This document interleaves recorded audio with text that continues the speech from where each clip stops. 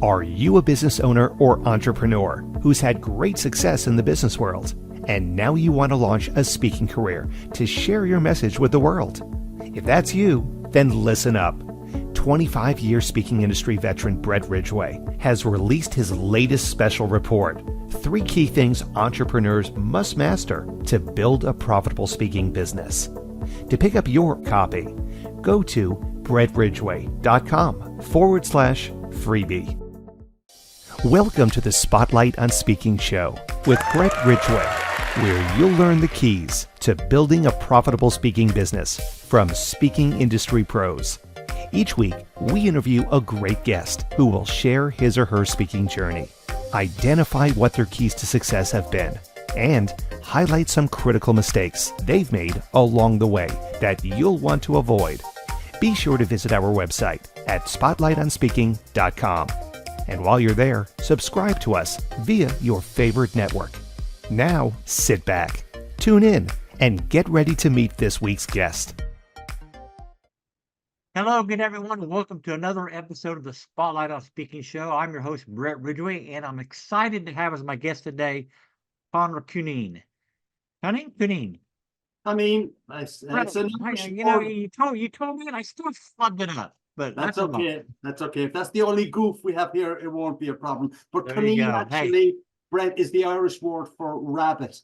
So when I was growing up, I used to be known as Bugs Bunny or Rabbit or Carrot Eater, that kind of thing. So at least your audience is going to learn one thing from today's podcast. All right. Well, Conor is known as IrishmanSpeaks. This man is happily exiled in the Chicago area where he says the Guinness is good, the people are friendly, and he has been force-fed more corned beef and green beer than he ever had in Ireland.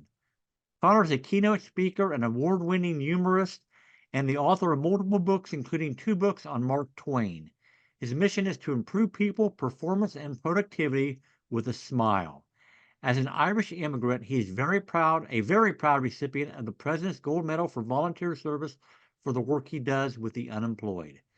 Living in the Chicago area, he has happily suffered the slings and arrows of being a Packers fan. Oh man, I don't know if I can continue with this interview. Which, let's face it, Bears fans, has not been very hard. He loves his darling wife Pat, 2 adult kids, and he adores his 2 granddaughters. He's also a Metallica fan, which I won't hold that one against you. I'm not a heavy metal guy myself, but that's okay. It takes all kinds to make the world go round. It sure does, Shirley. Well, welcome, Conor, to the Spotlight on Speaking show. Thank you, Brett. Delighted to be here. I was just walking the road and I found this camera right here in front of me. It's amazing what technology can do now. Imagine that. So yeah. I want to walk down that road someday. That looks very inviting. So, Conor, let's get right into it and your speaking journey. So, as you told me before we got on the air today, you have been in the Chicago area for 25 years, immigrated from Ireland. So did your speaking career actually begin in Ireland or when you got into the United States? It really happened when I came to the US, Brett. I came over, I was VP of marketing with a company called Unilever. Hellman's Mayonnaise would have been the main brands. I was working on the food service side. And the plan was we would come over here to the States just for about 3 years and then move back to Ireland. Or back to Europe, but our daughter had started in Wake Forest in North Carolina at the end of the 3 years. I didn't want to mess up her education again. So basically, when Unilever asked me to go back to Europe, I kind of told them to get stuffed. They told me get stuffed and we'll mutual stuffing. And I went out on my own. And initially, I was just doing some consulting on the food service area, providing advice to European clients about the US food service market. But I was being asked to speak at conferences, getting really good responses from the audience and being asked back again. And then the second time I was being asked back, I realized, hey, they actually do pay you for this kind of stuff. I knew that, but I wasn't getting payment the first few events I did. It was basically the expenses and exposure. And then I got involved in Toastmasters. And I found that to be really good in terms of just getting some of the basics right. I mean, I was always a pretty confident speaker. If you're in sales and marketing in a senior position, you got to get in front of a lot of people a lot of the time. But there was areas with Toastmasters that I learned to improve my skill set, and doing the competitive speaking with Toastmasters allowed me to really develop some good stories that I can still use today when I'm doing keynotes on improving people, performance, and productivity with a smile, which is basically what my mission now is, to improve people, performance, and productivity with a smile. You got your start speaking in the food service industry. So when did you transition to doing the branding and the other things that you're doing now as your go-to topics? Right. When I speak to corporate and organizations, I speak a lot of the time, Brett, about having a clear goal and vision. And I gotta say, where I am now is not reflective of the clear goal and vision I had 15 years ago. But I think that happens as well. We all kind of develop as we go along. And it was after I left Unilever, I was doing my own consulting, doing some speaking, got involved with Toastmasters. I won the Chicago Humorist Speaker of the Year, District 30 Toastmasters competition. And I realized, hey, I'm connecting well with people, and I've got some good humor, and the Americans do like the whole Irish kind of branding.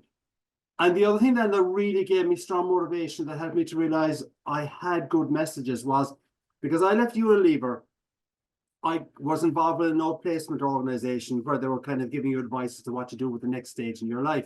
And I knew I didn't want to really go back into corporate. So I said I was going to come out and do my own business, and have my own little LLC, etc.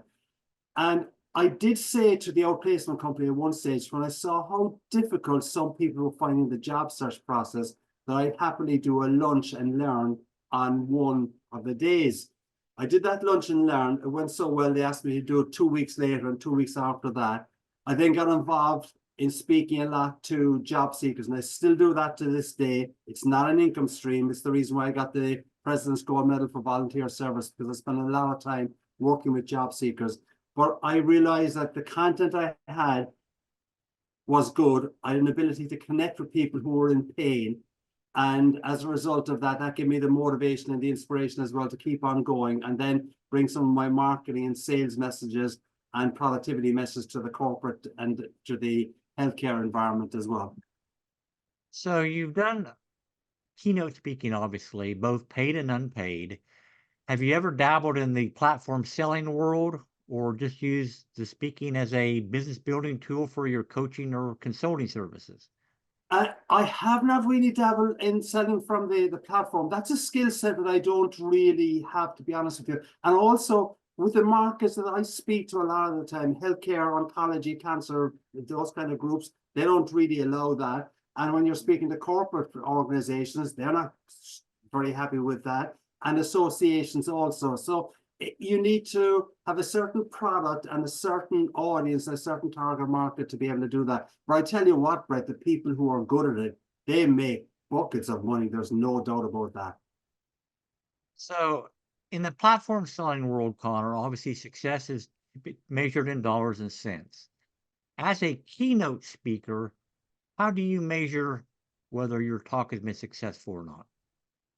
I think the best way to look at it is how I feel at the end of the session. I was down in Dallas last week speaking to Oncology Nursing Society, Oncology Nursing Association.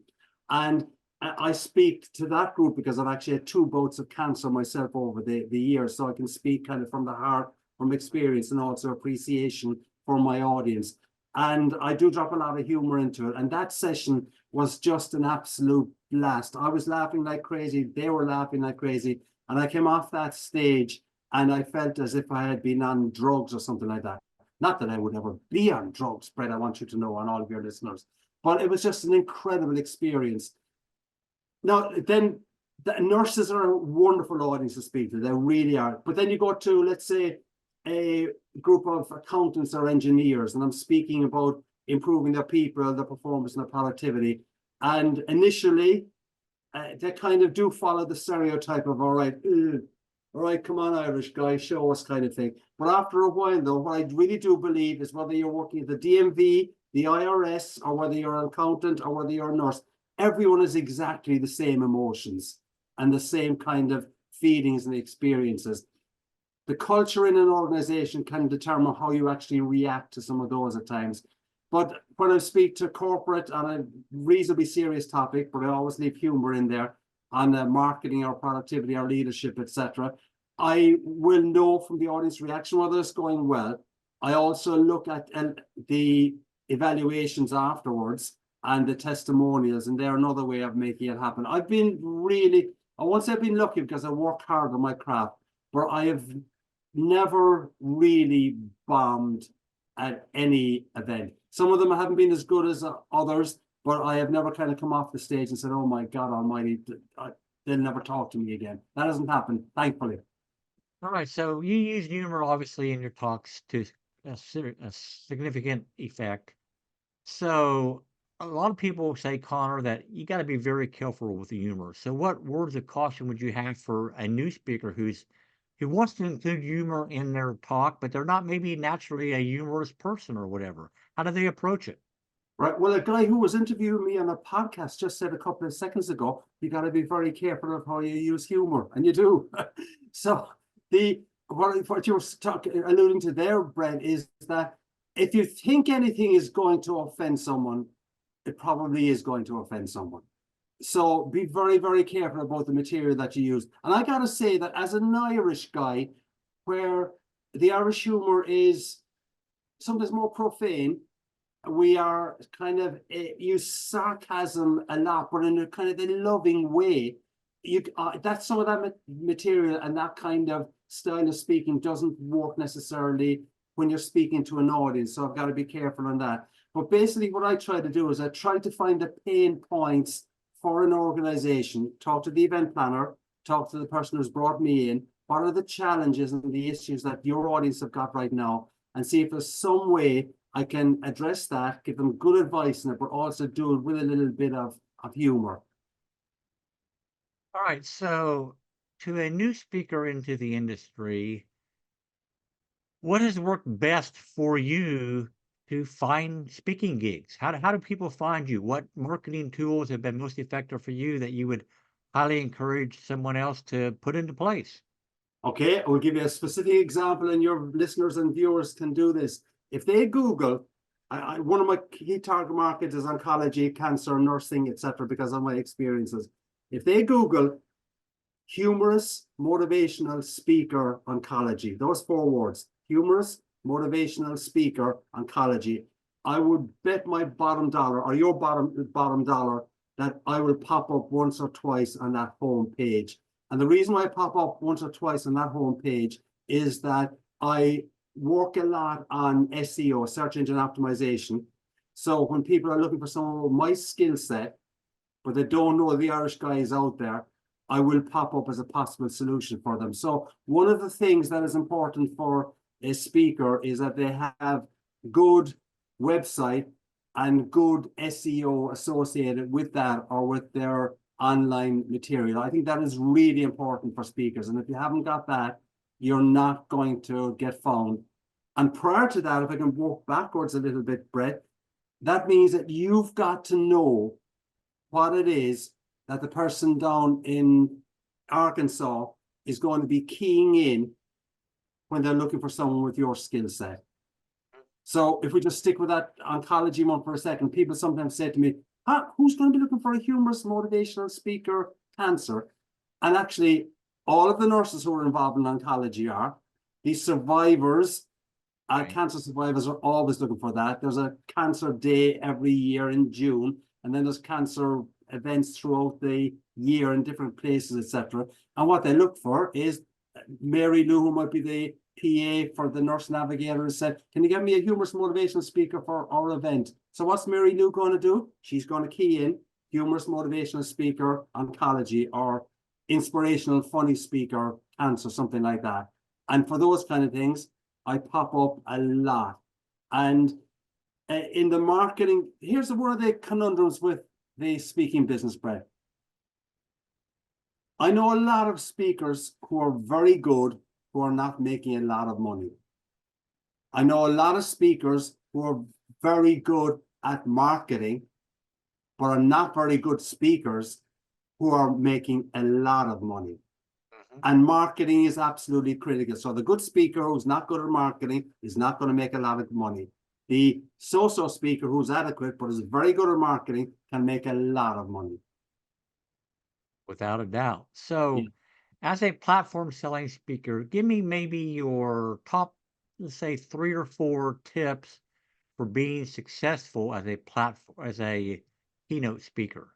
Speaker. I think the first one is make sure you've got a message that's relevant to your audience. So to do that, Brett, you got to have a conversation with the event planner, know the history of the organization, the challenges, and know why they are bringing you in and what they want the audience to do, feel, or think after the keynote presentation. That's the first thing. So you've got a clear goal and a clear vision as to what you want to achieve. Second thing then is once I know what the objective is, I also say that I want to leave my audience. Now, this is particularly for me, but it can relate to virtually everyone else as well. With a smile on the face, with a spring in the step, and memorable takeaways to improve the workplace or improve their performance. So you need to know the organization. You need to know what it is you're going to say, and you need to know what are the takeaways they're going to leave with. And then the other thing is, one of the ways that I convey my messages is obviously good content. I do a lot of research, I do a lot of writing, develop a lot of content, but I tell good stories that are relevant to the message and to my audience. And then I try to drop in a lot of relevant humor as well, so that they're leaving with that smile in the face and the spring in the step. All right, so I've got a couple other questions I want to ask you, Conor, but before we do, let's take a quick break for a word from our sponsor. Let's go. Are you a business owner or entrepreneur who's had great success in the business world, and now you want to launch a speaking career to share your message with the world? If that's you, then listen up. 25-year speaking industry veteran Brett Ridgway has released his latest special report, 3 key things entrepreneurs must master to build a profitable speaking business. To pick up your copy, go to brettridgway.com/freebie. And we are back with the Spotlight on Speaking show and my guest, Conor Cunneen. Cunneen? I can't get it yet. It's Conor Cunneen, the Irishman. Cunneen. Anyway. All right. So you've written a couple books about Mark Twain. Why Mark Twain? When I was growing up in Ireland, I never really knew much about Mark Twain, Brett. I mean, I just knew that there was this guy who had written Tom Sawyer and Huckleberry Finn, etc. But in Ireland, I think when I was growing up at that stage, the only literature we were allowed to read was literature that was written by Irish Catholics who had been put to death by the British, kind of thing. Now, then I come over here to the States and my mind opens a little bit. And one of the things, quite honestly, that really got me interested in it is that after one event, someone came up to me and they said, "You remind me of Mark Twain in the way you tell stories." And I'm thinking, I do? So I started reading some of Mark Twain's material, then researching the guy, and realized that he was an extraordinarily good writer, an extremely good storyteller. And he was also, not a lot of people know this, but you could make the claim he was the first really successful international motivational speaker or business speaker, because he actually, when he had a lot of challenges in his life. He had quite a few of his family. He outlived most of his family, God love him. He went bankrupt in 1895-96, and to kind of offset the debts, he did a world tour, 1895-96, and he went to places like Australia, New Zealand, India, Mauritius, South Africa, to pay off his debts. So he was doing packed houses in all of those places. And as you read his material, you realize this guy, his craft, his storytelling, his own story is phenomenal. And I started to write a couple of books. One book is titled What Mark Twain Can Learn You About Public Speaking. Okay, and I dropped the G. And I use the learn because it's the kind of idiom he would have been using. What Mark Twain can learn you about public speaking. And I provide 9 lessons based on Twain's writings and speeches that will help you to become a better speaker. And believe it or not, Brett, this is unbelievable. The 9 lessons actually spell the acronym Mark Twain. Imagine that. What are the chances of that? So that was one book I wrote, and the other book then I wrote is Twain was an extremely acerbic commentator on politics and life in general, and he bemoaned the hypocrisy and cant of politicians, and he would love what's going on today. But so I actually then created a book titled Suppose You Were an Idiot, Mark Twain on Politics and Politicians. And this is on Amazon as well. And the reason why I came up with the title Suppose You Were an Idiot is that Twain famously wrote, suppose you were an idiot, suppose you were a congressman, but I repeat myself. So that book is Suppose You Were an Idiot, Mark Twain on Politics and Politicians. And almost everything he wrote about politics from his time is appropriate for today, no matter what your point of view is. I think that's probably definitely true. So the quote of his that I remember, I think this was attributable to him, was the coldest winter I ever spent was a summer in San Francisco or something like that. Right. That is attributed to him, but no one has ever actually confirmed it was from him. A lot of the quotes that Mark Twain is supposed to have said didn't really come from Twain. But here's a tip for your listeners and viewers. If you are wanting to add a little bit of humor to your presentation, I actually say, Brett, you don't have to be funny to be funny. What you do is you capture the humor around you, or capture the humor that you see, and that's what I've got in my course on adding humor to your presentation. But for instance, if you're doing a speech on neighborhood community or something like that, or on leadership or on politics, just do a search for Mark Twain quote on XYZ. And there's a wonderful website called twainquotes.com where every single quote that is in that has been verified as being Twain's material, etc.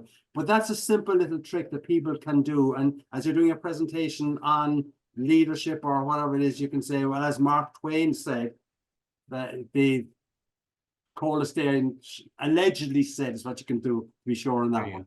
Yeah.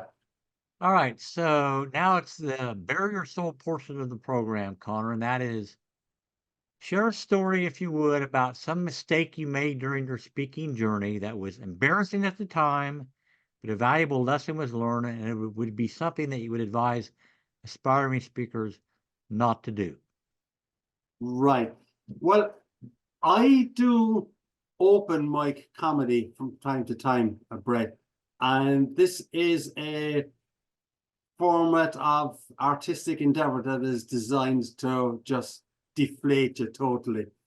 So what I do, the reason why I do open mic is because I want to get uncomfortable in front of groups. And I mean, if I go in front of an audience now, 50 people or 5,000 people, I don't get uncomfortable. But when I do open mic, I still get a little bit uncomfortable. And you need to have bad gigs to be able to deal with bad gigs, if you can follow that kind of a logic. And if you can get the bad gigs out of the way before you become too experienced and before you get in front of a larger audience, the better. But one of the more challenging one I had, and this only happened about just pre-COVID, so I'm pretty experienced. I did an event for a local high school here. And it was pro bono. I do a lot of that community work. We had about 300 seniors and their parents at a Sunday morning breakfast. And they introduced the Irish guy, Conor Cunneen, etc. And he'll speak to us on, I was speaking of the gift of gab, goals, attitude, and behavior. And I've got good material. I'm well used to speaking to high school kids and other audiences with parents in it as well. So we start off, then the microphone dies. And they got it going again a little bit, but the sound system was all over the place. And about 10 minutes into that presentation, the only people who could hear me were the people in the front tables of the event. The rest of the room was just talking away like crazy, paying no attention.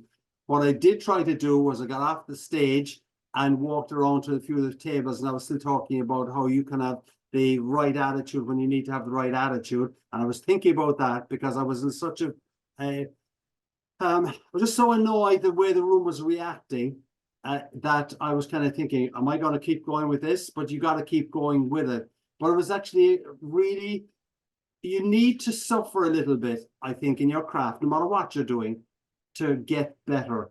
So the lesson for me there was that no matter how experienced or how cocky you are kind of thing, things can go downhill pretty fast if something goes wrong. There was nothing I could really have done on that day I know one person who had that kind of experience and they walked off. They said they weren't going to continue with it, but I didn't feel that would be fair to the people who had brought me in, the parents, and it wasn't their fault. Well, I'm not sure whose fault it was, but you couldn't really blame them for it. So I did hear on one occasion from a comic, a bad gig is a gift.